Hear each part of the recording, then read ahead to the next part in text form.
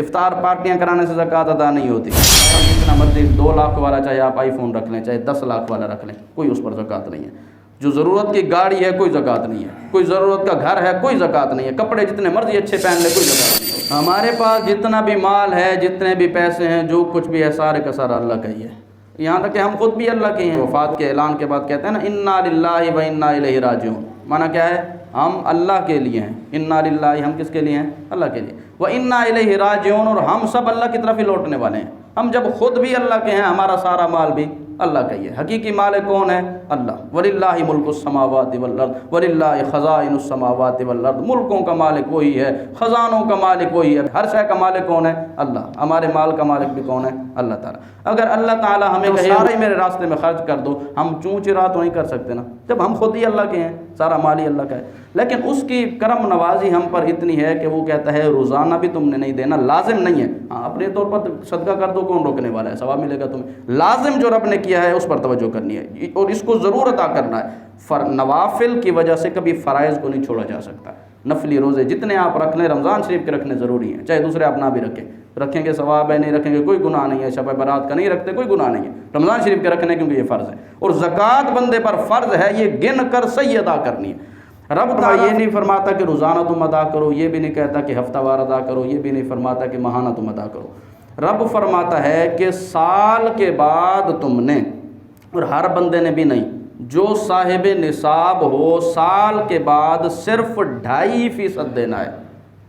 40واں حصہ، ہر 40 میں سے 1 روپیہ، 100 میں سے 2.5 روپے، لاکھ میں سے صرف 2.500. روزانہ نہیں، ہفتہ وار بھی نہیں، ماہانہ بھی نہیں، سالانہ. وہ بھی وہ جو صاحب نصاب ہو، جس کے پاس اتنا پیسہ ہے جس کے ساتھ 52.5 تولے چاندی آ سکتی ہے. جس کے پاس اتنا پیسہ ہے، آج اگر میرے پاس اتنا پیسہ آ جائے، میرے پاس آ جائے، اگلے سال اس دن مجھ پر زکوٰۃ فرض ہوگی. کتنی رب کی مہربانی ہے. سب کچھ دینے والا بھی وہی ہے. وہ کیا کہہ رہا ہے؟ مال بھی اتنا تمہارے پاس آئے اور اس پر سال بھی پورا گزر جائے، گزرنے کے بعد صرف تم نے کتنا دینا ہے؟ 2.5% میرے بارگاہ میں دینا ہے. اور یہ 2.5% دینا لازم ہے، گن کر دیں. افطار پارٹیاں کرانے سے زکوٰۃ ادا نہیں ہوتی. اگلے کو مالک بنانا، جس کو زکوٰۃ ادا کر رہے ہیں اس کو مالک بنانا اس کے اندر شرط ہوتا ہے. اور اگلی چیز یہ بھی دیکھنا، صاحب نصاب کی جو میں نے بات کی ہے اس پر ایک اور بات بھی مزید بھی آپ یہ سمجھ لیں کہ جو ضروریات اصلیہ کی چیزیں ہیں ان پر بھی زکوٰۃ نہیں ہوتی. جو میں نے کہا نا 52.5 تولے چاندی کے پیسے ہوں، موبائل جتنا مرضی 2 لاکھ والا چاہے آپ آئی فون رکھ لیں، چاہے 10 لاکھ والا رکھ لیں، کوئی اس پر زکوٰۃ نہیں ہے. جو ضرورت کی گاڑی ہے کوئی زکوٰۃ نہیں ہے، کوئی ضرورت کا گھر ہے کوئی زکوٰۃ نہیں ہے، کپڑے جتنے مرضی اچھے پہن لے کوئی زکوٰۃ نہیں ہے اس پر. زکوٰۃ کس پر ہوتی ہے؟ جو کہ ضروریات اصلیہ سے ہٹ کر چیزیں ہیں. اب 3 چیزوں پر زکوٰۃ ہوتی ہے، وہ میں آپ کو بتا دیتا ہوں. پہلا سونا چاندی اور پیسے جو انسان کے پاس ہیں، چاہے سونا چاندی پہننے کا ہو، چاہے بیویوں عورتوں نے پہنا ہوا ہے، چاہے گھر کے اندر سنبھال کے رکھا ہوا ہے، جو بھی ہے سونا چاندی پر زکوٰۃ ہوتی ہے. سونا چاندی.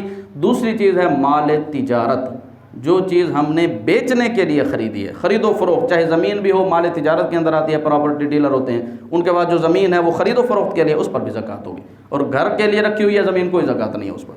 پہلی چیز کیا ہے؟ سونا چاندی، اس پر زکوٰۃ ہے. پیسے ہیں، اس پر زکوٰۃ ہے. اگلی چیز کیا بتائی دوسری؟ کیونکہ پیسے سونا چاندی کی ہی جنس سے ہیں، اوپر پیسے نوٹ کے اوپر لکھا ہوتا ہے حامل حاضہ کو مطالبہ پر بینک آف پاکستان ادا کرے گا، اس پر لکھا ہوتا ہے، چونکہ یہ سونا چاندی کی رسید ہوتے ہیں. اچھا، پیسے بھی سونا چاندی کے اندر ہی آئیں گے. سونا چاندی اور پیسے اسی کے اندر آ گئے. دوسری چیز ہے مال تجارت. تیسری چیز ہوتی ہے جس پر زکوٰۃ لازم ہوتی ہے، وہ ہوتے ہیں جانور. اور جانور کم از کم 40 بکریاں ہوں تو پھر زکوٰۃ شروع ہوتی ہے. 20 وہ ہوں بھینسیں، گائیں بھینسیں ہوں تو وہاں سے زکوٰۃ شروع ہوتی ہے. اونٹ 5 ہوں تو پھر زکوٰۃ شروع ہوتی ہے. اس سے پہلے زکوٰۃ جانوروں پر نہیں ہوتی. میرے خیال میں اتنے جانور تو شاید کسی کے پاس ہوں، لیکن پیچھے بچ گئی 2 چیزیں.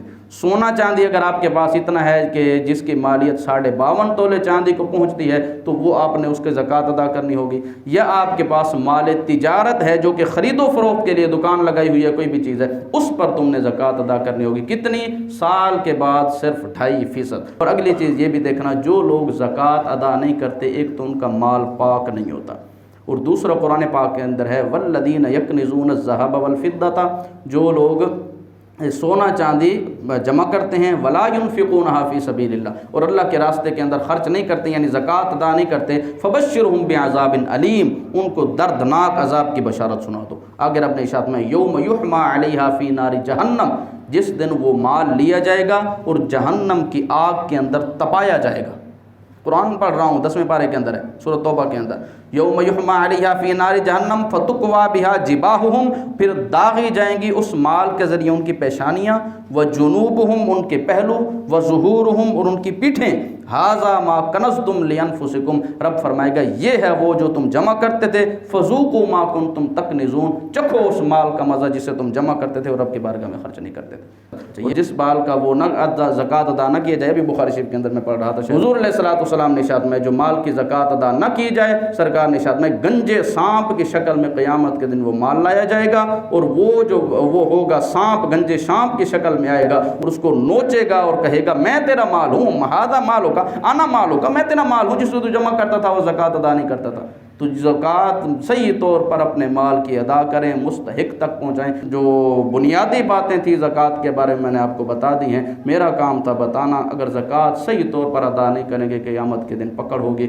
فرائض کے اندر کبھی کمی نہ کیا کریں، نماز جو فرض ہے فرض نماز ضرور ادا کریں، نفل ادا کریں گے ثواب ہے، نہیں کریں گے تو گناہ نہیں ہے۔